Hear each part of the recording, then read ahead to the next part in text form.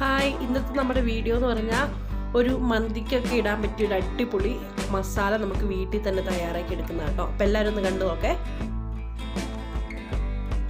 Bay leaf എടുത്ത് വെച്ചിട്ടുണ്ട്, കുരുമുളകുണ്ട്, ഗ്രാമ്പൂണ്ട്, ഏലക്കയുണ്ട്, പെരുംജീരകമുണ്ട്, പട്ടയുണ്ട്, പൂവുണ്ട്, അങ്ങനെ പിന്നെ ഒരു ചെറിയ കഷ്ണം ജാതിക്ക്, ഇതെല്ലാം വെച്ചിട്ട് നമ്മളൊരു അടിപൊളിയായിട്ട് മസാല റെഡിയാക്കാൻ പോകുക കേട്ടോ.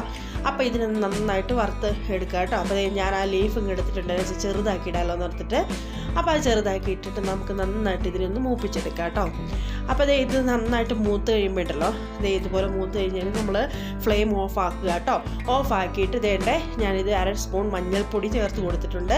അപ്പോൾ നമ്മൾ പച്ചമല്ലി ചേർക്കുകയാണെങ്കിൽ ഈ ഒപ്പം വറുത്തെടുക്കാറുണ്ട്. പക്ഷേ ഞാൻ ഇതിൻ്റെ കൂടെ നമ്മുടെ പൊടിച്ച മല്ലിയായിട്ട് ചേർത്ത് കൊടുക്കുന്നത്. അതൊരു 2 സ്പൂൺ അടുത്ത് മല്ലി ഞാൻ ഇതിനകത്ത് ചേർത്തിട്ടുണ്ട്. അതുകൂടി ചേർത്ത് നന്നായിട്ടൊന്ന്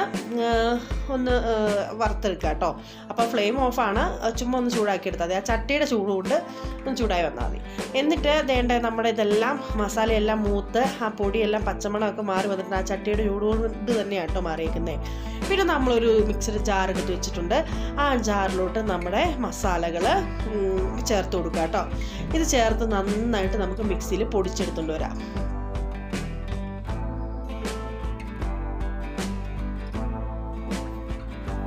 നമ്മുടെ മസാലയൊക്കെ പൊടിച്ച് നല്ല ഇതായിട്ട് വന്നിട്ടുണ്ട്.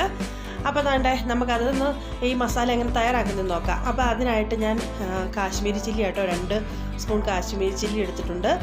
അതിലേക്ക് പാകത്തിന് ഉപ്പ് ഞാൻ ചേർത്തിട്ടുണ്ട്.